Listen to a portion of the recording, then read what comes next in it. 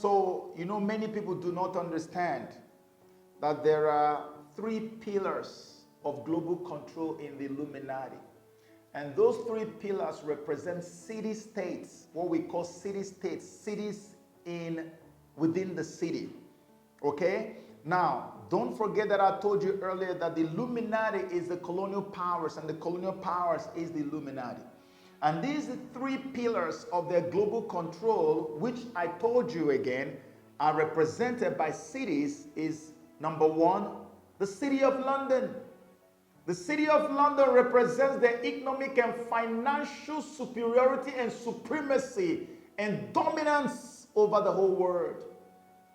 The Vatican City represents the seat of the religious dominance and control over the entire universe. The Vatican has so much influence over all the religions of the world. It is the city of the religious superiority and supremacy. And now the 3rd city is Washington, D.C., represents their military might and dominance over the world. It's actually a corporation run by the colonial powers. They own and run the corporation. That's why they never allow anybody to become a president of the United States of America if that individual did not pass through them. You had to go through them to become an American president. And this was why they lost their mind when Donald Trump showed up and he didn't come through them. Even though they had all this, started celebrating that Hillary Clinton was going to be the president. And I'm going to show you the proof of that. That's why they didn't like him. So when this was about to happen, Obama, who everybody knows to be a complete toy boy of the colonial powers, who did everything they asked him to do without a single question. He was the one in power. He was the one in charge at the time. So they needed to go ahead and destroy Libya. Even though he is our brother from the African continent, he had to do it. Because he had sold his soul to the colonial powers. Yes, he did it. He allowed Africom to do it. I don't know what you must have seen in the media, but I will show you right now that Africom actually admitted and boasted about the fact that they were involved in the destruction that took place in Libya. In the early days of the operation, it was being more openly led by the U.S. government, and in fact, AFRICOM itself. And General Carter Ham, who was the commander of AFRICOM at the time, issued a statement on March 19th, basically bragging about AFRICOM's involvement in the operation, and of course, framing it as an operation to protect Libyan civilians. But we saw in the weeks that followed that initial statement and that initial push, we saw America backing off a little bit, and the France taking more of a lead role in the Libyan operation in general. Politically, President Obama, the first African descent president of the United States, bombing Africa. It did not play politically well. And President Obama has taken a tremendous hit, particularly from the activist, Pan-Africanist component of the Black electorate. He had no choice but to step back politically and make it appear that someone else was carrying this out. But at the end of the day, we understand that even though there was this appearance of leading from behind, the problem is that it was led all together. And there were U.S. soldiers who were on the ground. There were U.S. special ops on the ground, U.S. servicemen who were flying French planes. So the United States was engaged, the United States was leading, and the United States made a terrible mistake. AFRICOM actually admitted that they were part of the people who went to destroy Libya. For what reason exactly? Libya is now even worse than Somalia. And France, for the sake of PR, told America, oh, step back, let's take responsibility for what happened. Did you hear what she said? She said U.S. servicemen were flying French planes. French planes. France. You're going to get to know a lot about France today. That's why when I heard that Buhari was going over there with all the other African country presidents, I was so disgusted. And this is what we've been dealing with all along. I was so disgusted. When are we ever going to learn? They destroyed Libya, a very prosperous African nation. And they called the dog a bad name just to hang him. And you joined them to call him a bad name. Because the media establishment, the mainstream media, they are the first soldiers they send to work before the main guys in uniform show up in any nation, yeah? They send the media. The media does the first job before the military goes in.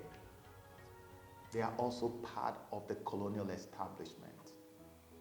Do you know what Libya was before they destroyed Libya? So that you know how wicked these people are.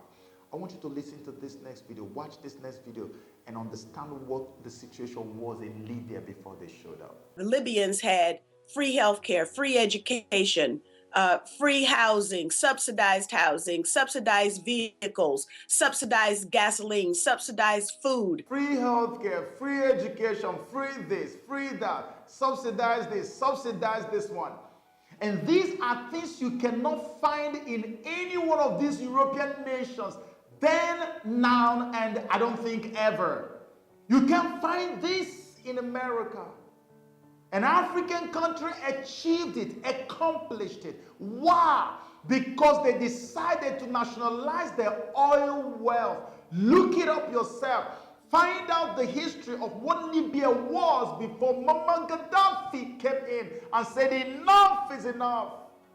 The same thing we are going through in Nigeria and that many other African countries are going through is what Libya was going through times 10 before Gaddafi showed up. They had a few pawns, colonial pawns in the country. They had a few traditional rulers and religious leaders that they were paying to pauperize the nation. And they were stealing every single bit of the wealth of that country. Libya had almost the highest number of illiterate people and poor people in Africa. Why? Because the oil wealth was going almost entirely to the colonial powers. When the guy showed up, he said enough is enough. And he now began to nationalize the oil wealth of Libya. The same country that people were so poor, now people suddenly are so rich. And we were hearing all those stories of how that when a young man wanted to get married, you would get some $40,000, $50,000 or maybe tens of thousands of dollars from the government, get an apartment or a house or something. People were just living like they were living in heaven. Like in heaven. And how could the colonial powers allow this to happen on the continent of Africa? How can they let this be? Africa does not deserve anything good. Let's destroy them.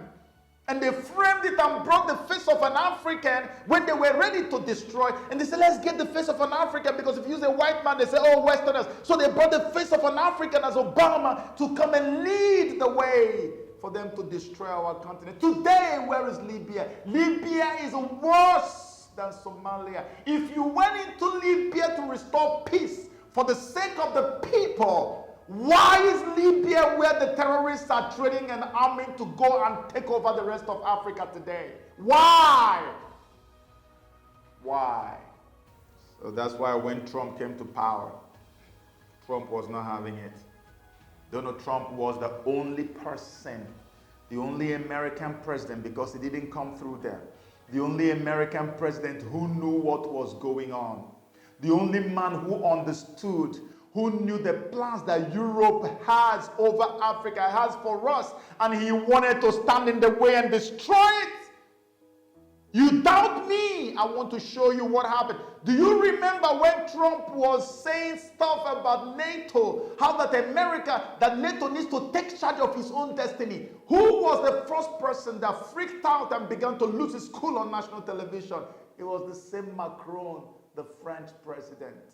One of the landlords in Africa, the man who knows about what French colonies are suffering under the tyranny of France today.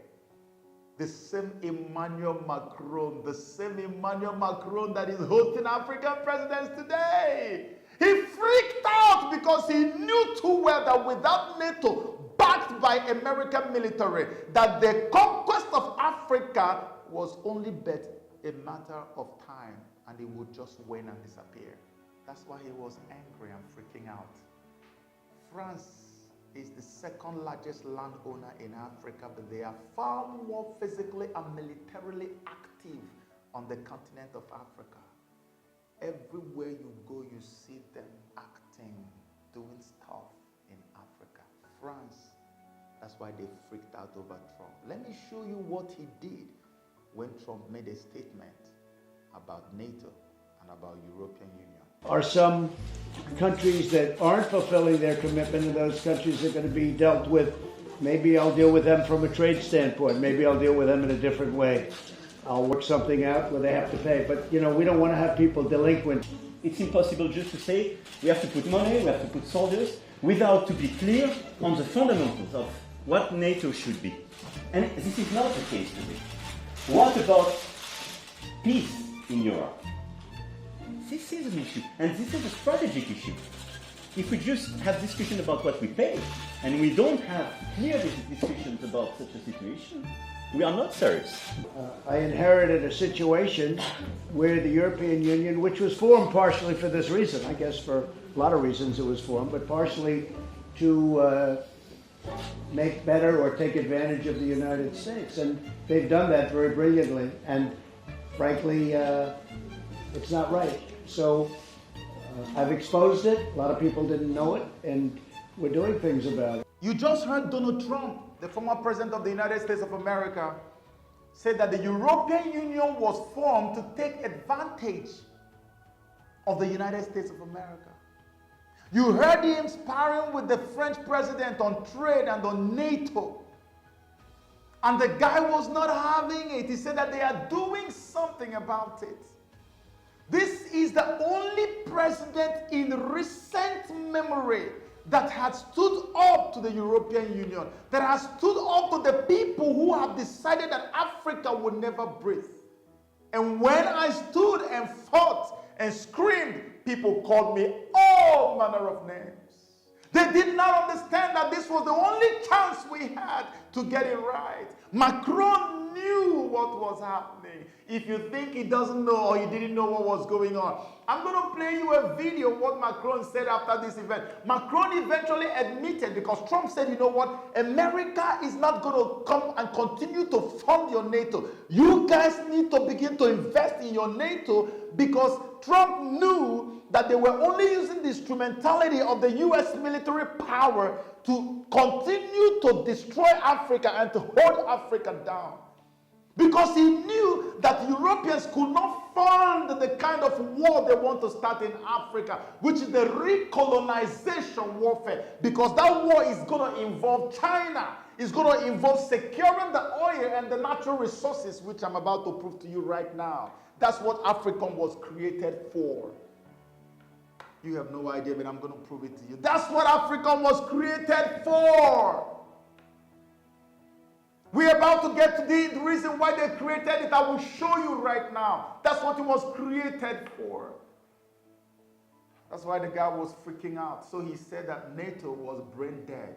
All of these things, he was like somebody who was going mad. He was just talking anyhow on television, to the point that even the other European leaders were just like, why is he talking like that? He was losing his mind, because he knew too well that France will be the hardest hit. France is almost completely, 100% depending on Africa to survive. France is still not allowing our French colonies in Africa to breathe. They are not only sending their foreign reserve to France to store it up there, about 70 to 80% of it. Not only that they are doing that, and when they want to go and take their own money, France will loan it to them and then loan it to them with a massive interest. But you think that's the only thing that France does? No, that's not. So now when a natural resource is found in any one of these nations, yeah? Any natural resource, whether it's gold, whether it's oil that is discovered anywhere in one of these French colonies in Africa, Do you know that the leaders of that country, the president or anybody, the government, has no right to invite any explorer or any group of companies from any other country to come and explore what has been discovered? They must allow France to be the one to come and check it, except if France says, oh, we are not interested. You can get other people involved before they can now get other people involved in exploring what has been discovered in their own soils. They call it the right of first refusal. It's also part of the satanic colonial tax that they are paying to France. It's also part of the wickedness of storing their foreign reserve in France. It's also part of it. All these are things that France is doing to our continent. And yet Macron will go around and teach democracy. And you people will have round table and listen to him talk about it. He was freaking out because there was a man who came who understood what was going on. And he was ready to dismantle the very foundations of colonial Europe. You think I'm lying? Listen to this. This is what he said when he said that NATO was now brain dead. President Macron of France has said that the once robust NATO alliance is in terminal decline and is becoming brain dead. Well, Macron made the remarks in an interview with the UK's Economist magazine. The French president also cast doubt too on the reliability of NATO's Article 5, which requires member states to come to one another's defence if attacked. He suggested that the deterrent has been undermined by Washington's faltering commitment, and also said too that Europe needs to assert itself as a geopolitical power. Europe is now dealing for the first time with an American president who doesn't share our idea of the European project. If we don't wake up, there's a considerable risk that in the long run we will disappear geopolitically, or at least that we will no longer be in control of our own destiny. I believe that very deeply. He said, if we don't wake up, there's a considerable risk that in the long run we will disappear geopolitically, or at least that we will no longer be in control of our destiny. What is it do you think will make France to disappear geopolitically or make Europe disappear geopolitically? The moment you take the breast milk of African resources from the mouths of Europe and France especially, that's what will make them disappear geopolitically. You think I'm joking? That is why the guy was freaking out. He was all over the place talking about how that this is going to spell doom for them. Trump doesn't believe in the idea of the European project of holding Africa down and suppressing Africans forever in perpetuity. He did not believe in it. Macron just told you. And now he said they are going to disappear. If you don't know that what he meant by disappearing geopolitically was the fact that they were going to be deprived of the opportunity to hold Africans down with AFRICOM, let me show you what former French President Jacques Chirac said years ago. We have to be honest and acknowledge that a big part of the money in our banks comes precisely from the exploitation of the African continent. In 2008, he went on to say, without Africa, France would slide down into the rank of a third world power. This is one man who decided to speak the truth. And then in 2008, he said, without Africa, France would slide down into the rank of a third world power. Do you now see why Macron said we would disappear geopolitically? Do you know that Trump actually decided that the AFRICOM unit in Africa should return to the United States of America? So beyond the statements that they were making on TV, Trump was taking massive actions to destroy these people, to decapitate them, to dismember their colonial chain around the necks of Africans. But the Africans themselves were being tuned against the man. Look at Macron losing his cool, because under Trump, AFRICOM had zero activity on the continent. Now that Biden is in power, watch, Buhari is calling AFRICOM to come. There's already movement all over Africa, and you are going to see, as I will prove to you, that AFRICOM is just nothing about American interest. It is all about protecting the interest of the colonial powers. NATO is now in charge again. NATO is now boisterous and powerful again. They are not, because they can't afford the kind of war they want to wage with China on the continent of Africa. The kind of power they need to recolonize Africa, they need America's might, military might.